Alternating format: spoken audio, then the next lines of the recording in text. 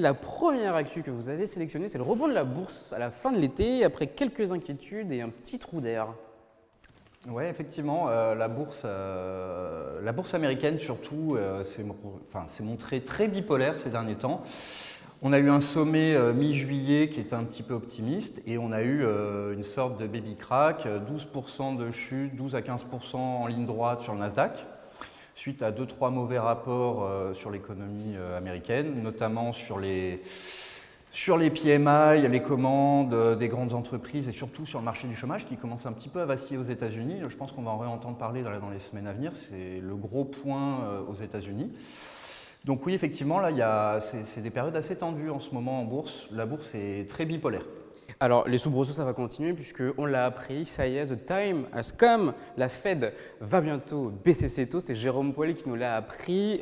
C'était il y a quelques semaines il a annoncé que lors de la prochaine réunion, le 17 et 18 septembre prochain, ça y est, la Fed va baisser ses taux. On ne sait pas encore exactement de combien, mais normalement, ça devrait être bien. A priori, il y a de mémoire 75% de chance, en tout cas au moment où on fait cette vidéo, 75% de chance qu'on soit une baisse de 0,25%.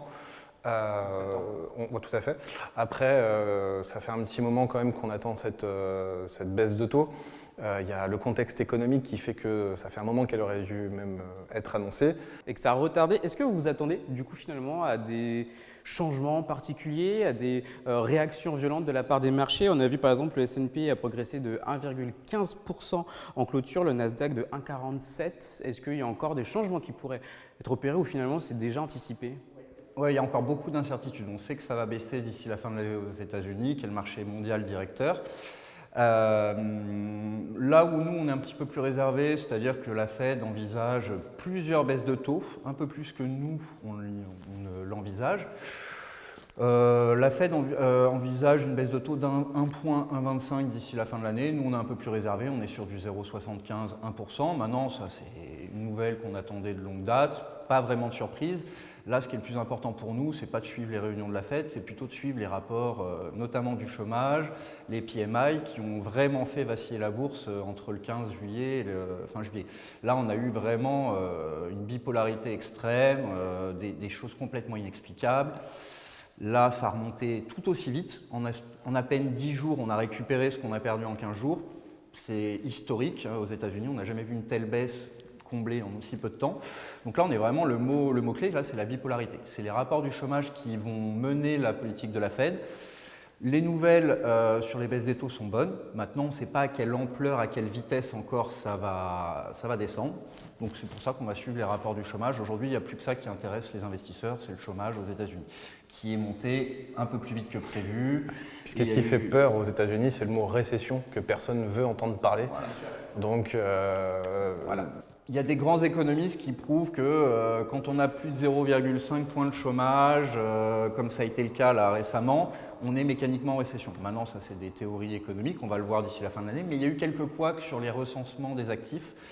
Disons que les Américains ont compté beaucoup de travailleurs non déclarés dans les actifs. Là, il va y avoir un rebalancement, on va rééquilibrer tout ça.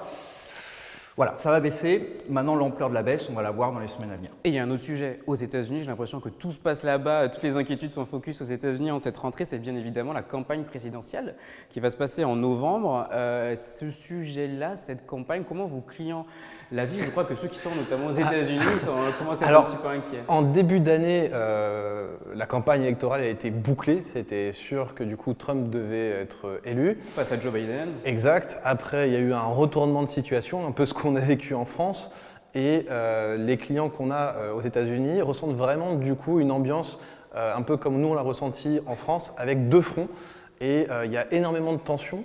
Très polarisé. Exact. Donc ça se ressent aussi un petit peu comme crainte au niveau des marchés financiers. Ça a rebattu les cartes finalement à une échéance très courte de l'élection présidentielle. 2024 va être vraiment une année, surtout la fin d'année 2024, assez exceptionnelle. Ce qui est compliqué, c'est de se dire, quand on aime les marchés financiers, quand on aime la croissance, quand on aime l'argent, pour qui on est.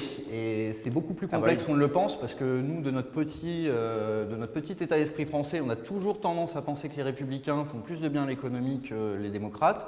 tout le monde pense que Donald Trump est pro-marché, mais en réalité, si on prend du recul, c'est beaucoup plus complexe que ça, puisqu'il mène une politique de guerre commerciale très très agressive, beaucoup plus agressive que Kamala Harris avec la Chine. Donc, il va y avoir énormément d'interdictions, du business perdu, si on regarde les grosses boîtes, Nvidia, etc. Mais par contre, suppression totale de l'impôt sur les sociétés. Donc c'est un petit peu compliqué de s'imaginer, mais nous, on aurait tendance à penser, et nos clients aussi, que Trump, aussi contestable soit-il de notre point de vue français, fait plus de bien à l'économie que les démocrates. On l'a vu sur sa dernière présidence. Les États-Unis n'ont jamais eu de tel chiffre de croissance que pendant la période de Donald Trump. Et il y a un sujet sur lequel lui, il est très pro en ce moment, en tout cas Donald Trump, ce sont les crypto-monnaies, un sujet qui s'est invité dans la campagne présidentielle de plein phare, alors que c'est la première fois que le secteur crypto prend autant d'importance. On a Donald Trump qui est très pro, Kamala Harris qui commence à s'y mettre, mais qui fait beaucoup de maladresse, qui est très hésitante, on ne comprend pas trop aujourd'hui où ils veulent aller. Vous, qu'est-ce que vous en pensez ? La crypto, c'est quand même un sujet qui touche beaucoup de monde, pas que des particuliers ou des entreprises, mais aussi des États. Et du coup, tout le monde s'y met ou tente de s'y mettre, déjà parce que forcément, en termes d'électorat, ça fait grossir un petit peu plus, parce qu'il y a beaucoup plus de personnes pro-crypto par rapport à il y a 5 ou 10 ans. Cependant, c'est quelque chose à manipuler avec précaution. Il n'y a pas que l'élection US qui peut faire évoluer le cours du Bitcoin en partie ou d'autres cryptos, donc il faut être très vigilant par rapport à ça.